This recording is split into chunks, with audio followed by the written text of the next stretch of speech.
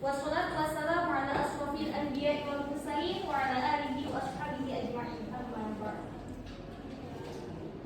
Dengan hati yang suci, marilah kita panjatkan puji. Dari tempat yang makmur, marilah kita panjatkan syukur kepada pemilik alam semesta, pencipta insan di dunia, membolak-balik hati manusia, yakni Allah Subhanahu wa Ta'ala. Tenangnya sholawat, sucinya salam, semoga tercurah tanpa pernah padam kepada rahmat pembuka alam, pemuhasabah dari yang awam, pahlawan revolusi Islam, Nabi besar Muhammad Sallallahu Alaihi Wasallam. Yang terhormat kepada dosen pengampu mata kuliah manajemen perpustakaan dan PSB, Ibu Dr. Lolita Sari SAG MSI, dan yang saya hormati kepada dosen tamu sekaligus narasumber kita pada hari ini, yaitu Ibu Lili Supriyaweni MPU, serta teman-teman yang hadir pada kesempatan kali ini. Semoga kita semua ada dalam lindungan Allah Subhanahu wa Ta'ala. Merupakan suatu kebanggaan bagi saya, Siti Samroh, dapat mewakili teman-teman sebagai Master of Ceremony pada kegiatan kali ini. Untuk itu, izinkan saya untuk membacakan susunan acara pada kesempatan kali ini, yaitu yang pertama pembukaan, yang kedua sambutan, yang ketiga penyampaian materi, dan yang terakhir adalah penutup. Marilah kita buka kegiatan perkuliahan ini dengan mengucapkan basmalah bersama-sama. Teman-teman yang saya banggakan, selanjutnya yaitu sambutan yang akan disampaikan oleh dosen pengampu kita, yaitu Ibu Lolita Sari SAG MSI. Pada Ibu Lolita Sari di sini.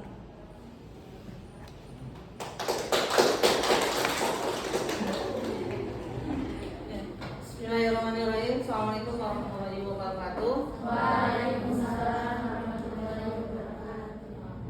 Sebelumnya mungkin kita mari kita sama-sama membaca Al-Fatihah untuk keberkahan kita pagi ini. Al-Fatihah.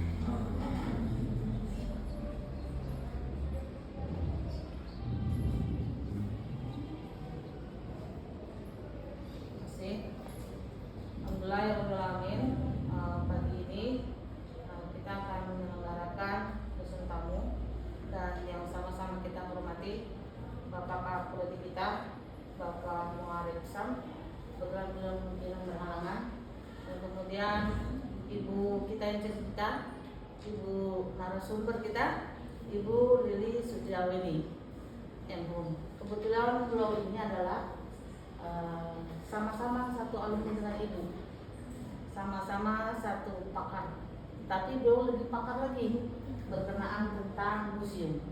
Karena kami itu di UI itu ada 3 kepakaran. Yang pertama adalah perpustakaan, yang kedua adalah arsip, yang ketiga adalah museum. Nah, kepakaran ini timbul setelah kami lulus. Kalau kuliah itu sama-sama ya Bu Weni ya, sama-sama belajar dan sebagainya. Dan untuk itu mari kita sama-sama menyimak, dan kemudian nanti Ibu berharap ada itu pengambil hikmahnya dari pemaparan dari Bu Weni. Mudah-mudahan nanti akan memiliki suatu pengetahuan tidak hanya perpustakaan, tetapi tentang kemuseuman. Mungkin Anda di antara Anda sudah pernah ya ke museum ya, tetapi apa sih isinya? Nah, itu mungkin akan disampaikan oleh Bu Weni. Apalagi museum itu ada dua dari segi keagamaan ya. Ada mungkin museum secara keumuman, tetapi ini secara keislaman. Untuk itu Ibu tidak panjang lebar, dan sebelumnya Ibu juga terima kasih kepada PJ-nya nih, luar biasa ya, sudah menyelenggarakan kegiatan dosen tamu ini. Kita tepuk tangan dulu. Dan kemudian teman-teman juga yang tadi Samroh itu Bu Weni dan teman-teman yang aktif di sini juga luar biasa telah membantu PJ-nya sehingga telah selenggaranya perkuliahan dosen tamu. Dan Ibu ikut-ikutan Delpros biru, ya kan? Walaupun kan tidak mungkin ya, gitu ya. Mungkin itu, terima kasih. Nanti Ibu berharap Anda aktif ya, bertanya apa sih tentang museum dan sebagainya. Terima kasih. Kurang lebihnya mohon maaf. Assalamualaikum warahmatullahi wabarakatuh.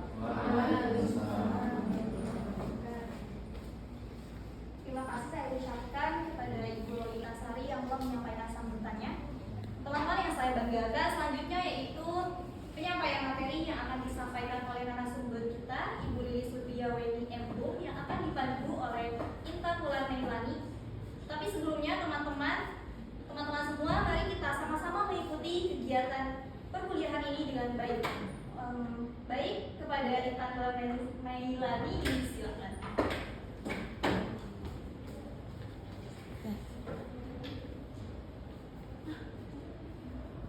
Duduk depan ya.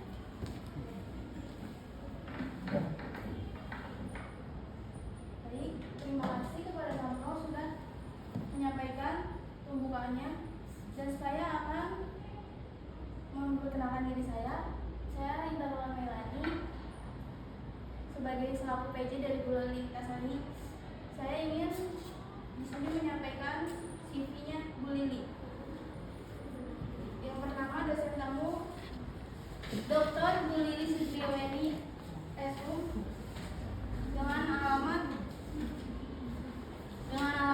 di Departemen of Library Science Fakultas Adat dan Humaniora UI Syarif Hidayatullah Jakarta, Jalan Tarumanegara, Pisangan, Kecamatan Ciputat, Tangerang Selatan, Banten.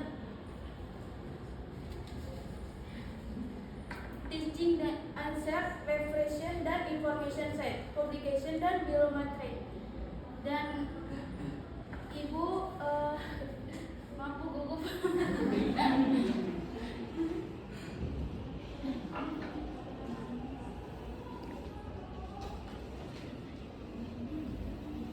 Pendidikan terakhir di 2004 di 2011 di Universitas Indonesia S2 dan mengambil Fakultas Library and Information.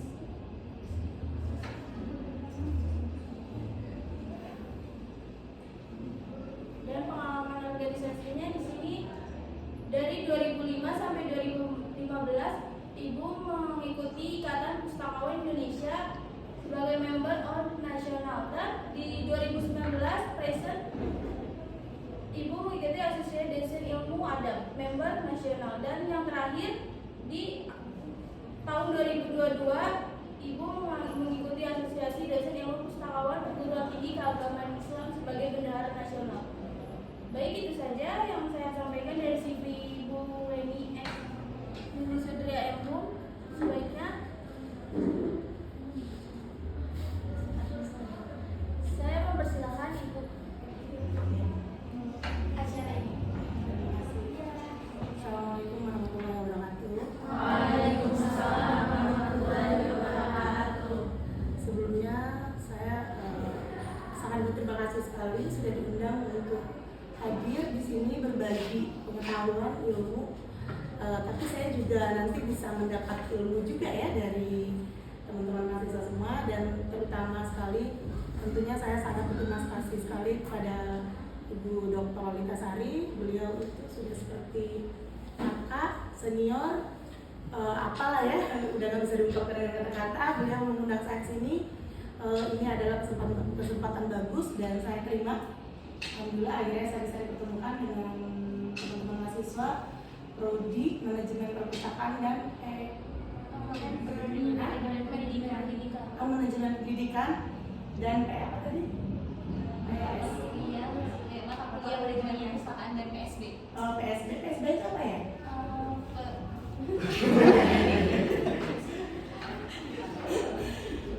Apa ya? Aku juga mau nanya juga. Pusat Sumber Belajar. Di mata kuliah Manajemen Perpustakaan dan Pusat Sumber Belajar. Oke, terima kasih sekali. Nah, kebetulan hari ini tema kita adalah potret musik Islam lifelong learning. Itu adalah salah satu sumber belajar, ya. Nah, nanti kita akan bahas itu. Saya boleh berdiri ya, tapi minta bantu satu ini ya slide-nya ya. Oh, iya. Ya, oh ya. Nah, ini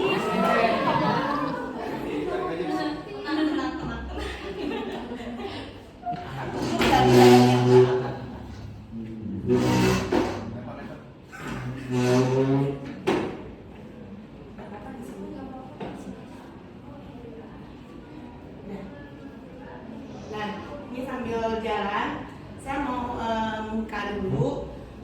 Sebenarnya tadi sudah disebutkan oleh Ibu Lintasari bahwa saya itu sebenarnya dulu di Prodi Ilmu Perpustakaan di UI, dan sekarang alhamdulillah belum dokter tapi udah alhamdulillah dokter ya, sedang menempuh pendidikan doktoral di SPS UIN Syarif Hidayatullah.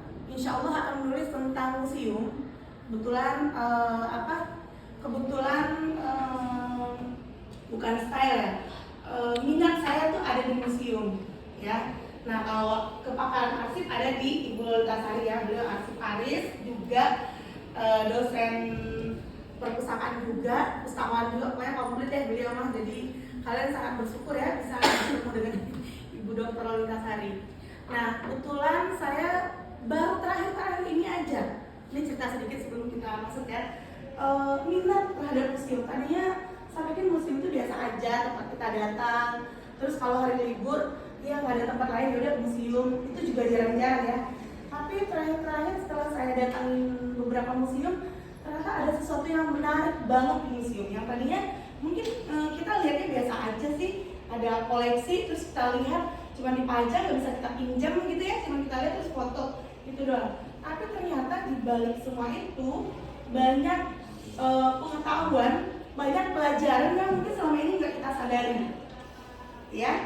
Nah ini nanti kita ini jadi dari beberapa tahun terakhir saya terus, mungkin masih belum bisa dilalui pakar ya, tapi karena saya berminat, ada peminatan saya ke situ, jadi saya berusaha untuk melihat, membaca dan mendalami walaupun belum dalam ya, tapi setidaknya pintu untuk kesana itu sudah mulai terbuka karena pintu itu ada pada pikiran kita ya. Jadi mungkin selama ini kita menganggap museum itu hanya tempat menyimpan barang-barang kuno gitu ya, tapi ternyata di balik itu sangat luar biasa ya. Ketemu nggak?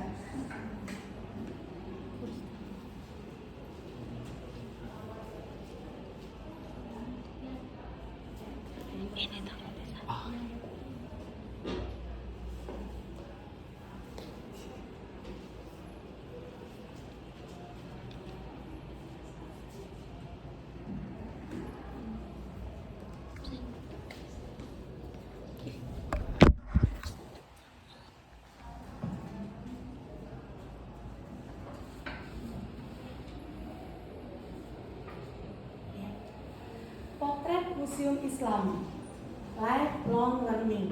Mungkin kalau konsep lifelong learning ini kalau mahasiswa tarbiyah udah paham ya. Apa kira-kira konsep lifelong learning itu? Kembang jadikan guru. Yuk, yang suka sastra, yang suka baca buku Buya Hamka, yang pernah nonton film Buya Hamka,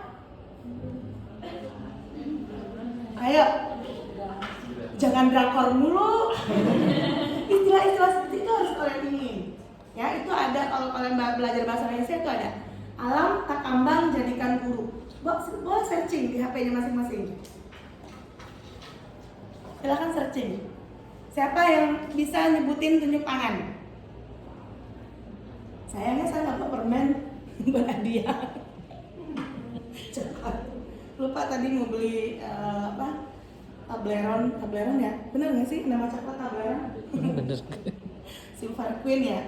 Ayo, siapa yang bisa tunjuk tangan?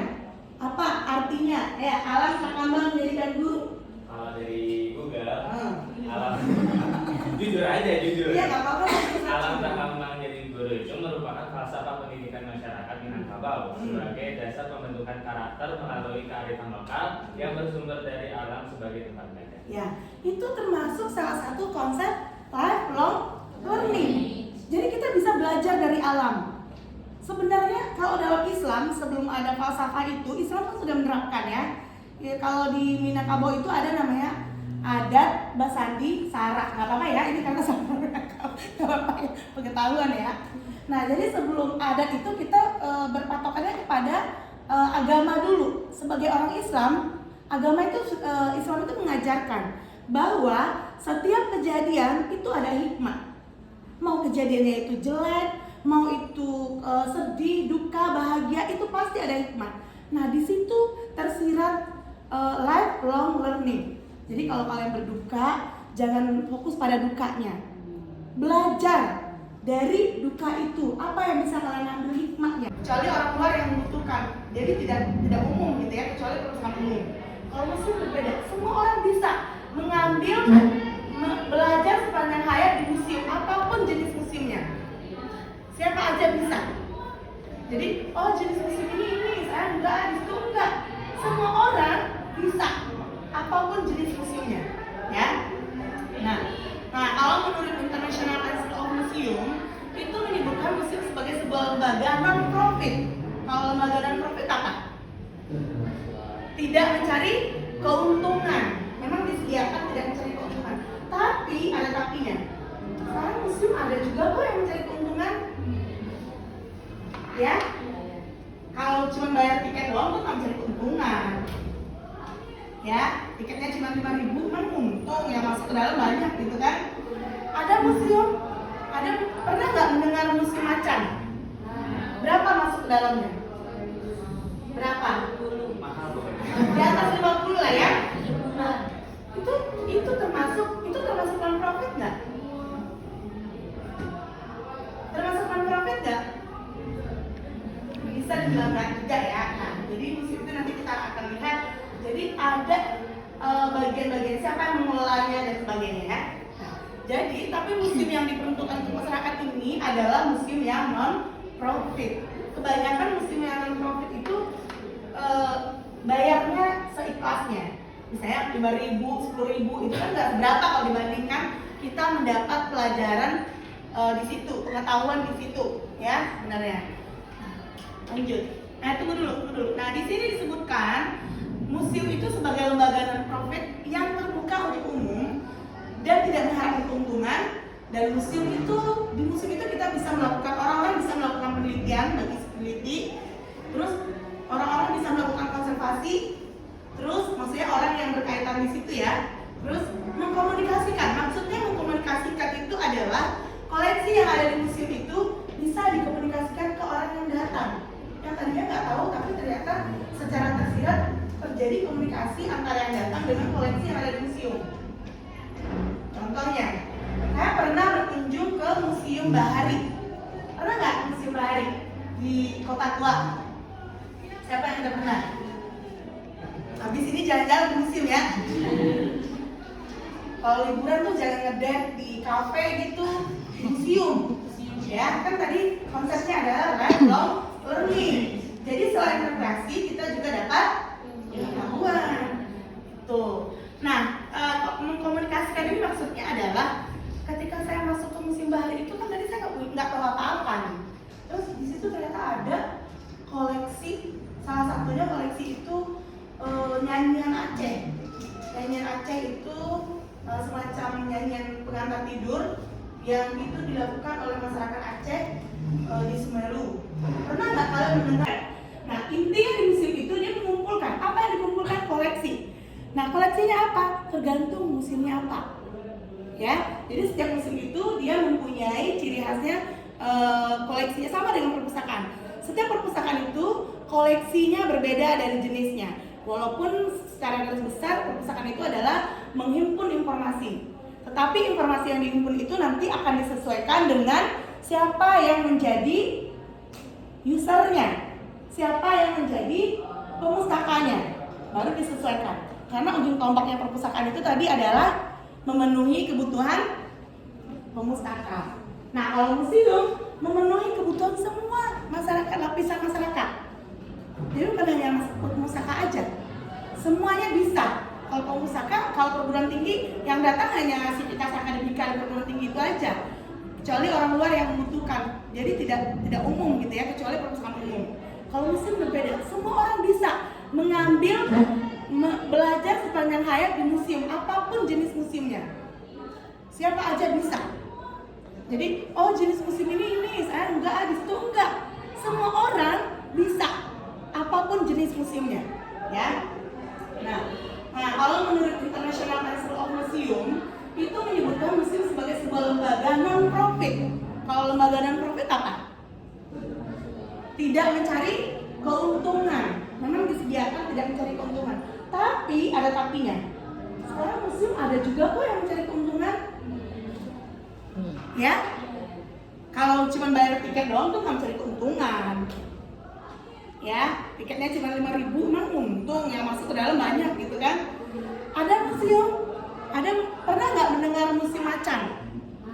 Berapa masuk ke dalamnya? Berapa? Mahal pokoknya. Di atas 50 lah ya. Mengumpulkan ya, saya dikumpulkan barang-barang dari zaman-zaman dulu. Kalau pameran itu termasuk dalam media lifelong learning juga nggak, Bu?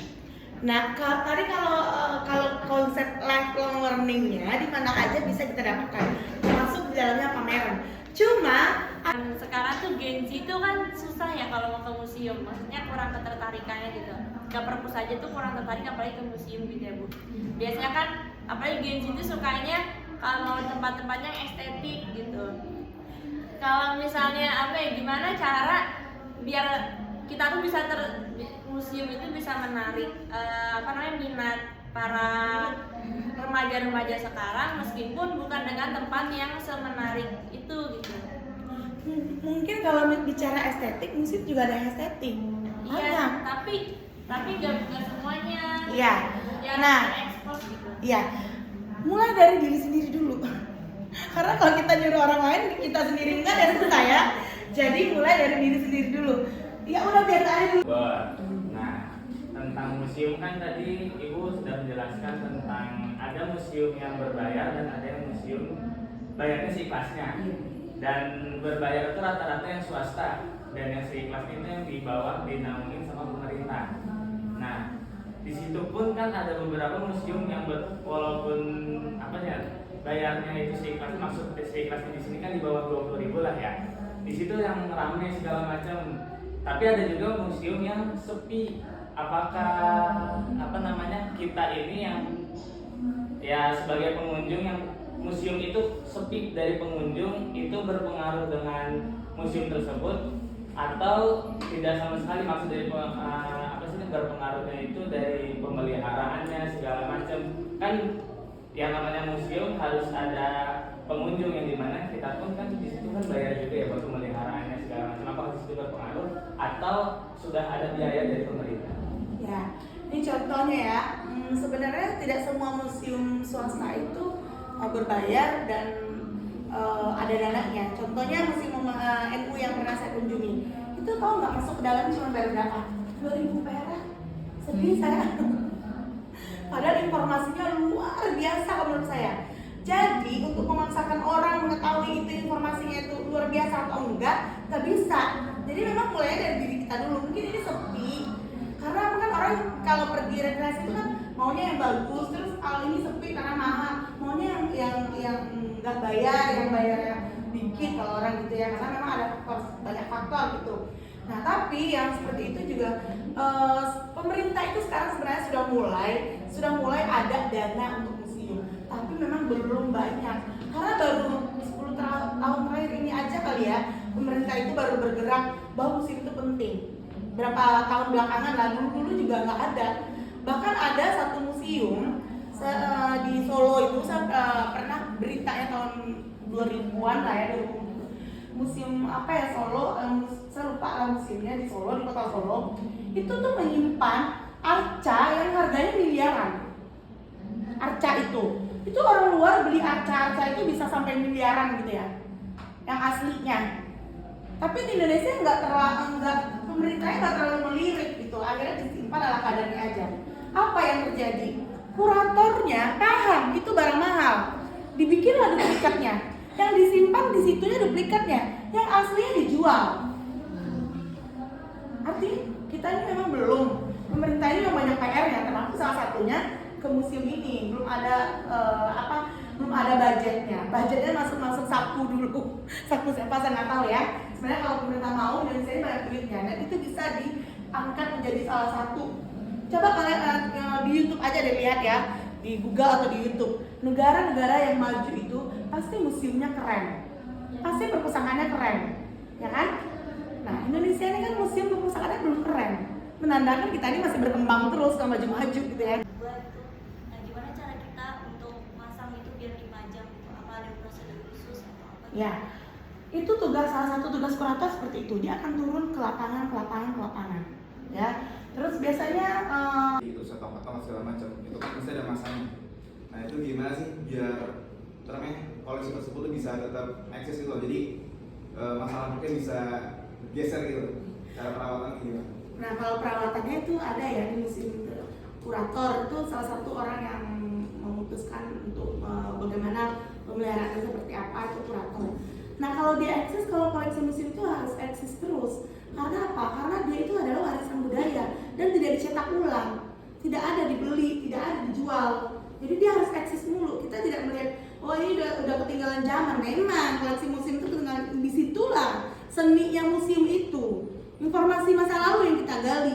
Tetapi ada juga museum yang menyimpan bagaimana masa depan. Itu yang Macan, Muhammadiyah, itu juga gitu seperti itu. Jadi koleksi museum itu bagaimana dia tetap eksis. Memang koleksi museum itu tidak ada yang terlindas zaman, karena koleksi museum itu sepanjang masa. Karena itulah disebut dengan salah satu museum itu tempat kita lifelong learning. Saya marilah kita akhiri dengan hamdalah. Assalamualaikum warahmatullahi wabarakatuh. Saya kembali lagi.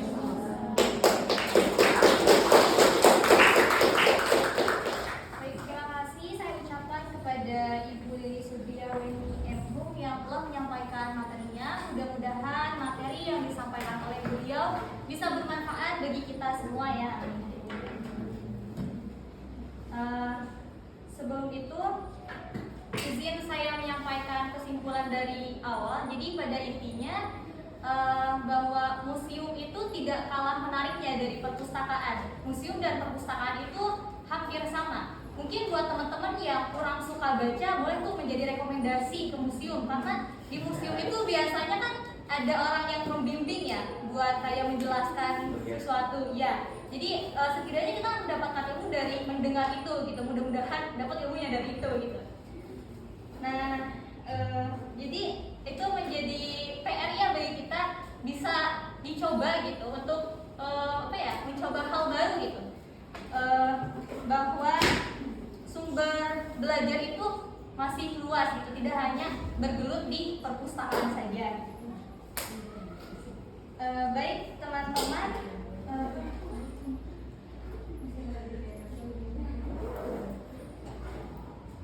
teman-teman yang saya banggakan, demikian kegiatan perkuliahan hari ini. Mari kita tutup kegiatan ini dengan mengucapkan hamdalah bersama-sama. Saya Siti Sampo selaku Master of Ceremony, mohon maaf apabila ada kesalahan kata atau perbuatan. Terima kasih atas perhatiannya. Wassalamualaikum warahmatullahi wabarakatuh. Untuk sekarang dokumentasi. 2, 3. Belajar apa hari ini? Museum.